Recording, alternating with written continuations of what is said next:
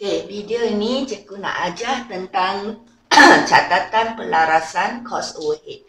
Hari tu video yang sebelum ni cikgu sudah ajar macam mana nak serapkan cost overhead di dalam pengiraan kos produk kita. So, hari ini pula cikgu nak ajar tajuk yang lain, yang seterusnya ialah kita perlu buat catatan pelarasan cost overhead sama ada untuk cost overhead terlebih serap dan juga overhead terkurang serap.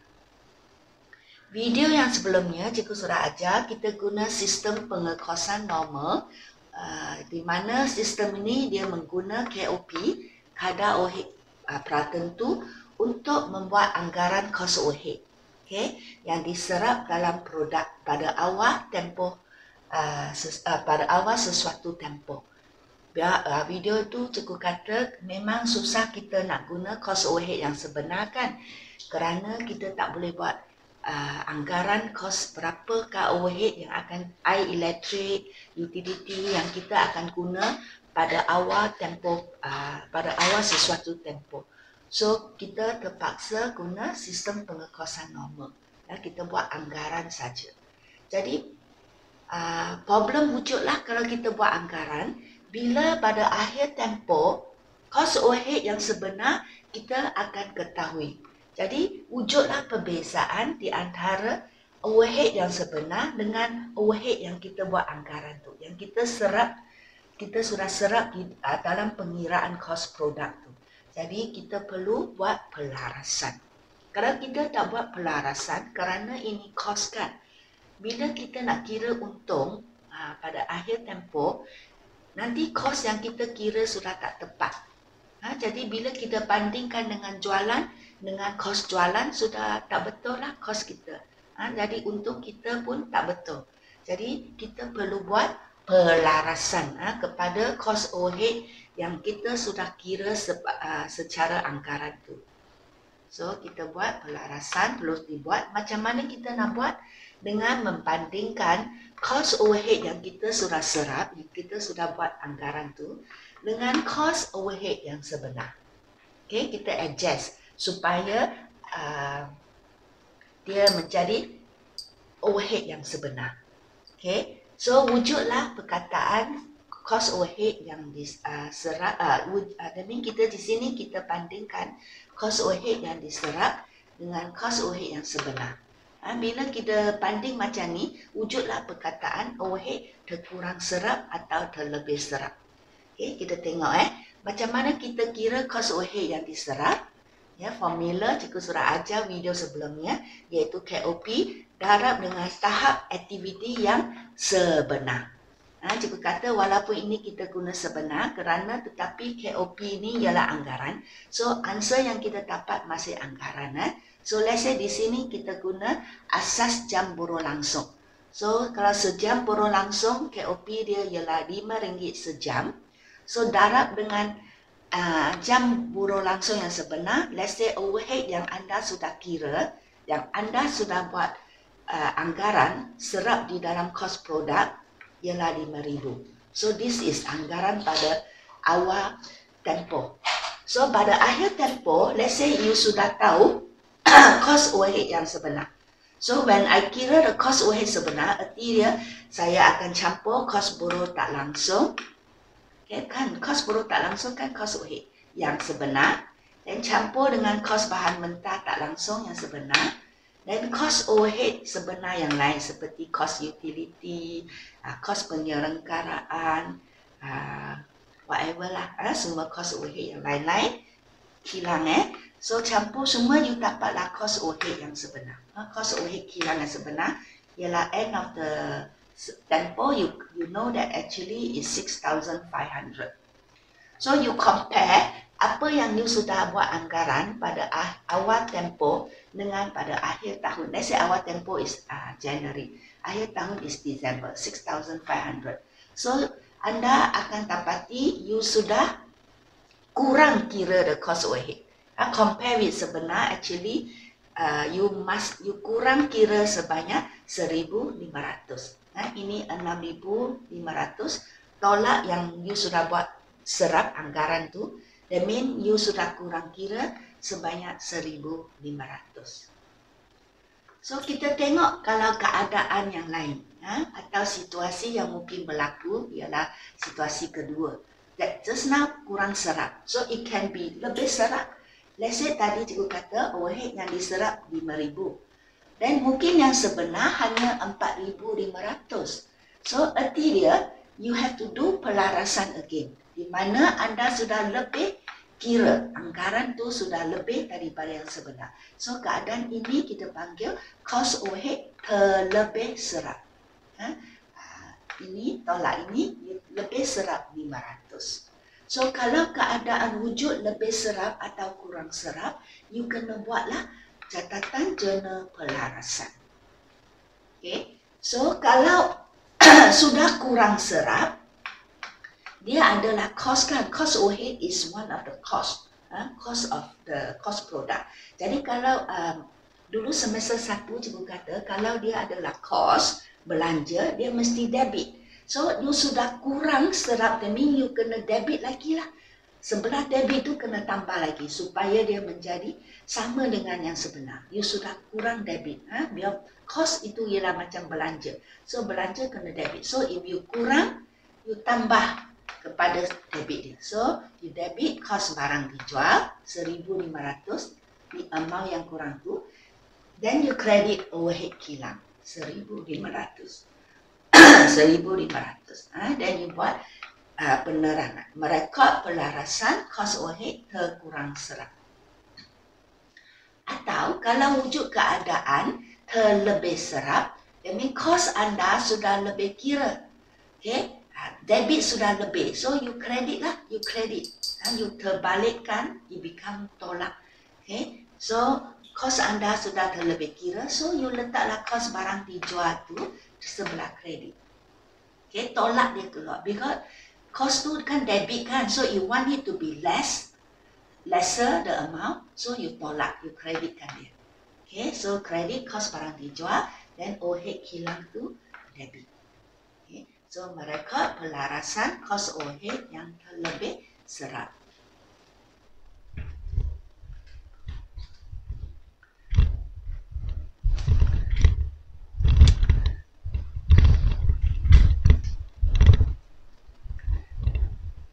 Okay, supaya anda lebih faham kenapa kos barang dijual, adanya dua catatan ni.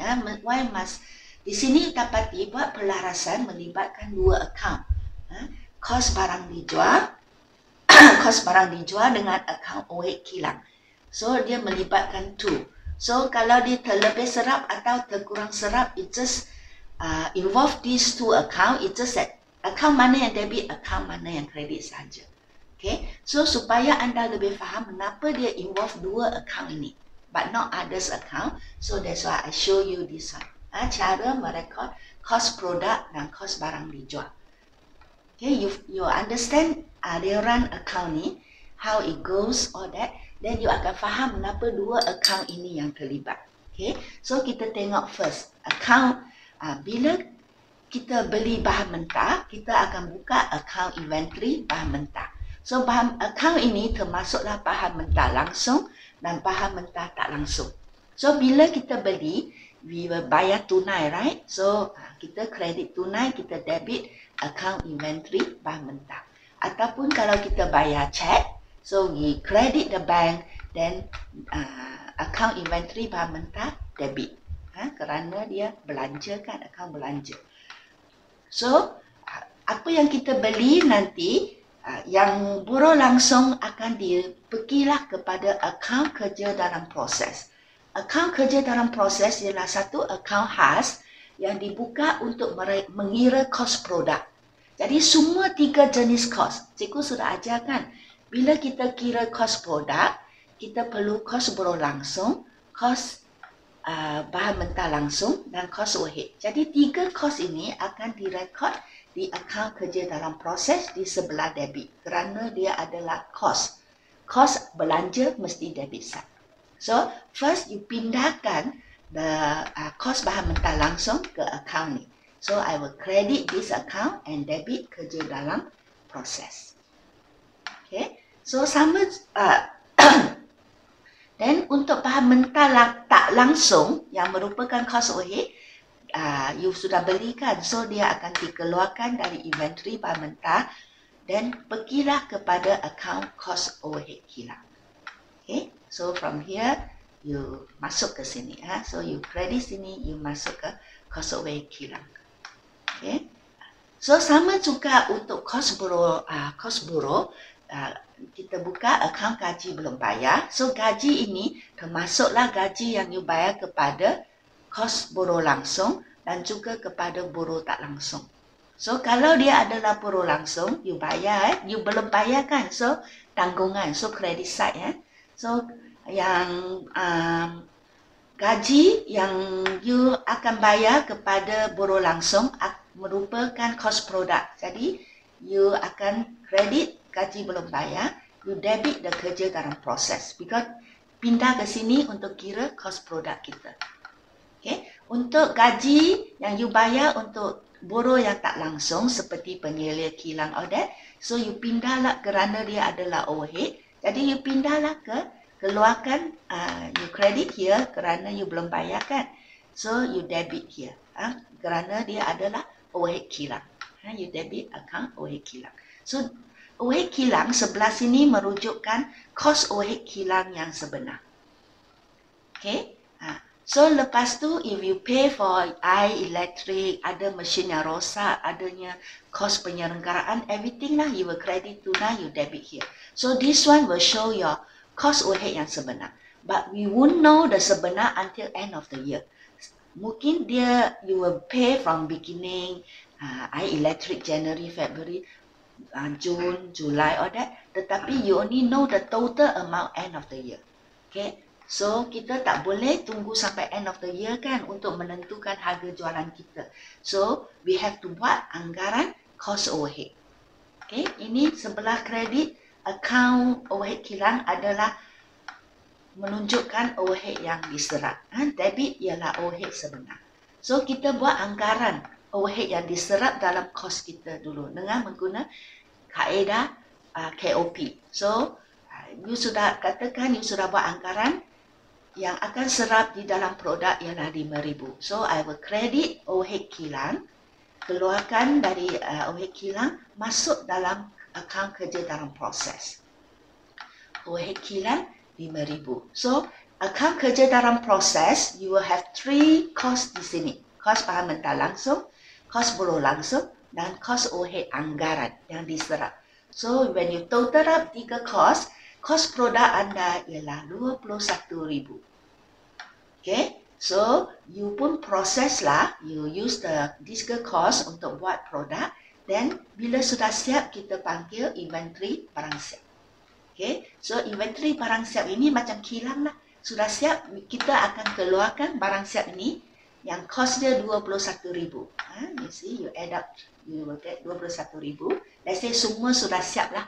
So semua sudah siap, you keluarkan dari kilang, masuklah dalam gudang, store. So this account inventory barang siap macam mewakili account gudang. Okay, so gudang barang siap, you put inside, you keluar sini, you masuk sini. So debit. So inventory barang siap. So katakan apa yang sudah siap dalam gudang dikeluarkan, jual habis semua. So kalau sudah jual, you akan dapat kos ini adalah kos jualan anda lah. Barang yang dijual berharga kos. So you pun keluar dari inventory barang siap, credit this account, masuk dalam account kos barang dijual. Okay, so you credit this, you debit it. You see, account kos barang dijual, barang yang dijual berharga kos kerana dia adalah kos kan, jadi dia mesti debit side. So dia menunjukkan 21,000 kos barang yang anda jual berharga kos. So macam mana dapat 21,000? So di dalam dia kan 21,000 actually from here, right? So 21,000 ni actually termasuk yang 5,000 overhead kilang anggaran tu yang anda sudah serap anggarkan dalam pengiraan kos produk. So 21,000 actually including 5,000 overhead kilang. Okay, nampak? Okay, so bila wujud terkurang serap, Jadi kita perlu tambah ke dalam kos barang dijual lah. Because di sini menunjukkan kos barang kita. So your kos barang sudah kurang kira. Because your cost overhead kilang sudah kurang kira. So menyebabkan the cost, jumlah kos pun kurang kira. Okay, so kita kena tambah balik sini. So catatan bergu, debit KBDJ, kos barang dijual, and credit overhead kilang. Why I credit overhead kilang? Kerana bila I buat anggaran kos, kan I credit overhead kilang and I debit kerja dalam proses. Bila I pindahkan, okay, I want to kira the cost product, kan I credit the overhead kilang. Masuk ke sini. So memang overhead kilang diserap ialah di sebelah credit of this account. So if you want to tambah, you credit lagi banyak lah, kan? Bila I kira the overhead diserap memang sebelah kredit dia. So now I kurang kira, so I tambah lagi. Okay, so you see, I tambah lagi. Okay, so the original catatan bergu memang kredit overhead kilang and debit KBDJ. Okay, 21,000 tu termasuk 5,000 kan? So original ini. When I want to record the overhead diserap, actually the catatan bergu debit KBDJ and credit overhead kilang. So now you sudah kurang kira kan? So you have to debit some more. So you debit KBDJ and credit overhead kilang apa yang kurang tu, so that you become 6,500. Original is 6,500, but you only kira 5,000. So you tambah lagi lah. So you see when you credit the overhead kilang, dia menjadi sama dengan yang original. Kalau katakan original sini 6,500. So but you only serap 5,000. So you kena tambah lagi 1,500. So that 6,500 sini, 6,500 sini, sama. Okay, so you sudah dapat adjust the overhead anggaran menjadi yang sama. Sama dengan yang sebenar. Bila wujud terlebih serap, pula, erti dia sebelah kredit overhead kilang sudah lebih. Okay, you sudah serap 5,000. Tetapi sebenarnya, dia cuma 4,500. Ya, let's say. Sebenarnya cuma 4,500. Here only 4,500. But you already recorded as 5,000. So sini sudah lebih. You kena samakan dengan ni. Okay, you must make 5,000 become 4,500. Tolak keluar yang lebih tu. So you already credit. If you want this sebelah kredit menjadi kurang, you kena debit lah. Okay, dia macam apa yang you sudah belajar dulu semester 1. Kalau you sudah record sebelah kredit, you want it this side, the amount here to be kurang, so you kena catat di sebelah debit dia. So dia menjadi kurang lah, 5,000, if you catat, sini 500, so the amount become 4,500 here. Okay, so sini sudah lebih, so you catat sini, debit. So catatan bergu, as I said, memang di antara overhead kilang dengan kos barang dijual. So if you debit here, you mesti tulis kos barang dijual 500. So di sini mesti kredit lah. Okay, catatan bergu dia. So debit and credit. Okay, so bila wujud terkurang serap, perlu tolak daripada kos barang dijual. Because here terlebih serap. Bila wujud terlebih serap, perlu tolak daripada account kos barang dijual. Because dalam account kos barang dijual, you sudah record 21,000 and 5,000 is inside here. So here, that means the 21,000 sudah ada lebih 5,000. But because by right should be 4,500, but you already add in 5,000. So you kena credit kos barang dijual. Okay, so catatan bergu, you debit overhead kilang, credit kos barang dijual. Okay, so ini ialah pelarasan kos overhead terlebih serap kurang serap. Kita tengok keadaan yang lain pula. Okay, ini tajuk dia. Catatan jurnal pelarasan kalau perbezaan kos overhead sebenar dengan yang diserap sudah melebihi 5% of the untung bersih. So tadi contoh cikgu tadi ialah amount dia yang serap dengan yang sebenar perbezaannya tak banyak. Only a few hundred or thousand. Tetapi kadang-kadang mungkin perbezaannya sudah terlalu banyak, dia sudah menyebabkan untung kita, memberi kesan besar kepada untung. Kalau perbezaannya lebih daripada 5% of untung, so kita kena buat catatan jurnal yang lebih complicated, di mana pelarasan perlu dibuat dengan melibatkan 3 akaun. Tadi only melibatkan akaun kos barang dijual saja, we just straight away tolak or tambah from the kos barang dijual. Okay. Tetapi kalau dia amount dia too big, the perbezaan dia too big, so we have to involve 3 account. Di mana account inventory kerja dalam proses, account inventory barang siap, and account kos barang dijual. If small amount, only this account. But because the perbezaan too big, you have to add some more, 2 more di sini. You tengok kenapa kita involvekan account inventory kerja dalam proses, account inventory barang siap. Kerana kalau you tengok, you faham tentang cara merekod kos produk, memang the cost overhead kilang, dia akan masuk juga kerja dalam proses. From kerja dalam proses, dia juga melibatkan inventory barang siap, then only go to cost barang dijual. So if the amount too big, that means these 3 account juga akan terlibat. Kesan dia adalah lebih tinggi. Dia memberi kesan kepada stok barang yang belum jual. Dia juga memberi kesan kepada barang yang masih dalam proses, masih separuh siap. So kesan dia adalah lebih besar. Dan dia bukan saja memberi kesan kepada barang yang sudah jual, tetapi juga involve the kilang also, barang yang sudah siap yang belum dijual, dan juga barang siap, barang yang separuh siap.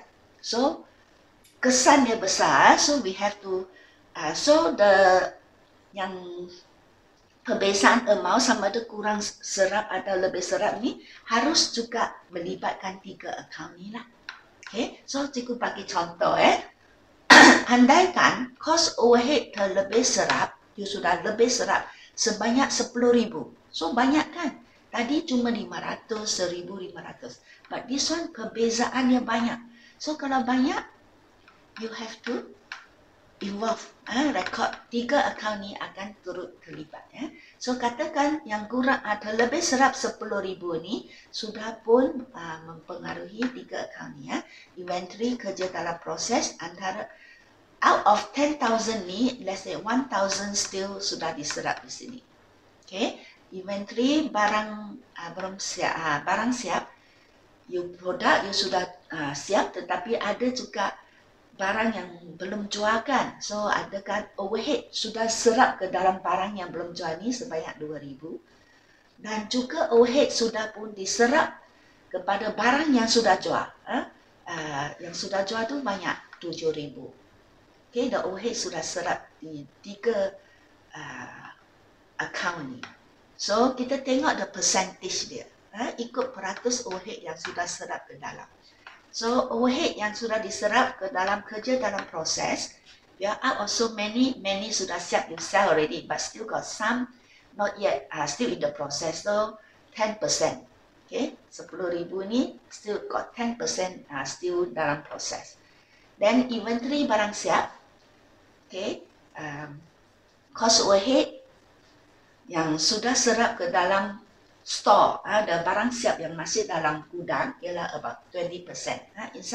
Inside the gudang got barang siap yang belum dijualkan. Inside here adanya cost overhead about 20% there.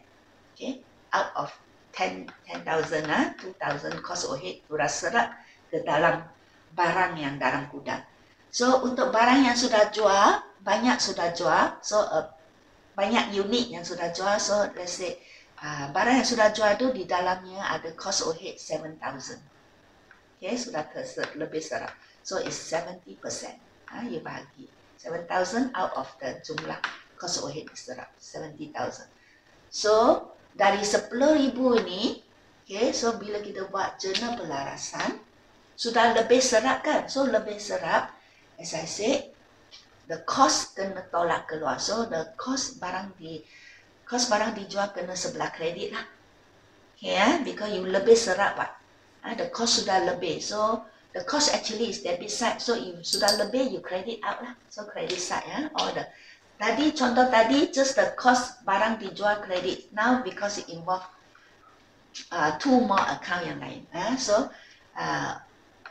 kerja dalam proses, you credit 1,000, ya di dalamnya sudah lebih serap 1,000, dan inventory barang siap, you credit 2,000, dan cost barang dijual 7,000, kerana barang sudah banyak sudah dijual, so the overhead yang telah diserap di dalam lebih banyak, so jumlah is 10,000 lebih serap, di mana dia sudah memberi kesan kepada 3 account ini.